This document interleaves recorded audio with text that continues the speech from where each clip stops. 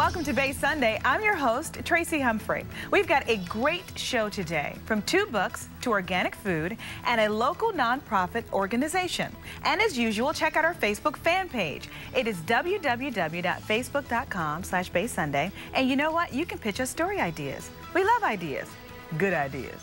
As well as twitter.com/CBS5's Bay Sunday and youtube.com/Bay Sunday, where we have behind-the-scenes videos and archives of the shows, as well as a review of this battery boost that gives up to an hour charge time for any micro USB device. I could use an hour. But first, we are joined by the author of The Man Behind the Curtain, Brandon Hughes. Welcome to the show, Brandon. Thank you.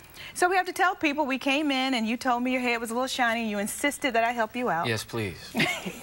I did. I'm loosening you up. I'm loosening you up. Tell me about The Man Behind the Curtain. You said it took you 2 years to write it. What is it about? It took me 2 years. Yeah, it's about a feisty 7-year-old boy named Corey who wants to be a man like his father. And when temptation is put before him, he's forced to test his limits and gets involved in a situation that endangers his life. And we all know about, you know, temptations, you know, doing something we know we shouldn't do, but we do them anyway. All the time. Yeah, and something so small could become something so big. So he gets himself involved in something like that. Yeah. Okay, so do you know Corey? Do I know Corey? I know him in the story only. In the story only? Not personally, no. Okay, so how did you come up with the idea of Corey and everything he's going through, his temptations? Well, you know, sometimes just voices come in my head. And then, you know, a story develops out of that. Okay. And so I got to put it down on paper. So it took you 2 years to put it down. Tell me about the process. 2 years is a long time. Yeah. Well, you know, it didn't take me that long to finally get the first draft, but the revisions and editing and going back and forth with my editor, all that took some time. Workshopping it with other writers, yeah, that's what it took. Okay, so you finally finished the book. You like it? You happy? I do like it. I like it. It's hardback with the matte finish. It's not glossy. It's not too much. You know, I think it's smooth. Yeah. It's smooth. Okay, we were talking about smooth because you came in here and I said you had a mean stride. Yeah, yeah.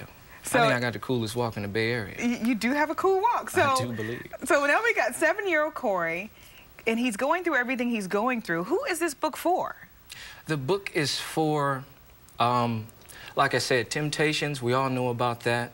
And we all know about, you know, just like my grandfather said, trouble is easy to get into and hard to get out of. And that's something we can identify with in this book about Corey. About Corey. Okay, tell me a little bit more about, can you give me a little bit something else about Corey? His temptations? Sure. Well, I can't tell you the temptation that he's, because then it would lead you into the dangerous part about the story, and I can't tell you that. You got to read the book. I got to read the book. Now, talking about the book, you have the preface in the book is dedicated to your mom. Indeed. And you want to tell us a little bit about that? Just a little. Oh, indeed. Yeah, you know, my mother, she told me since I was a child that I was talented, and I grew up to believe her.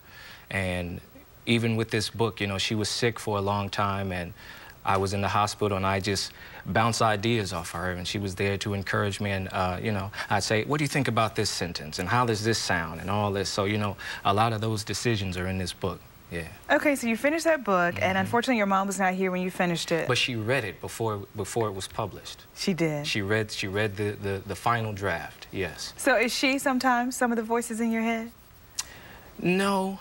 But she's always in my dreams. Yeah, she's always in my dreams, indeed. And even the mother in this story reminds me of my mother. Okay. Yeah. I hear my mom in my voice, in my head all the time. All the time, because I'm always doing something I ain't got no business doing. See, so that's what happens. Okay, so what are you working on now? You finished The Man Behind the Curtain. What's next? Well, I'm definitely just going to keep promoting and making sure that, you know, this book is heard about all over the United States, until we can reach it, you know, across the country to Austria or somewhere like that. I want to go everywhere that Michael Jackson went on his bad tour. I want this book to be. Okay, and how did you pick Mike? I love Michael Jackson. He's, you know, and Mike went everywhere. You know, when you see his DVDs and some of his footage, you'll see he was in Bucharest and things like that. Well, people love Mike. I mean, he was world-renowned. So, can you do a little Mike? Mike? Do a little Mike what?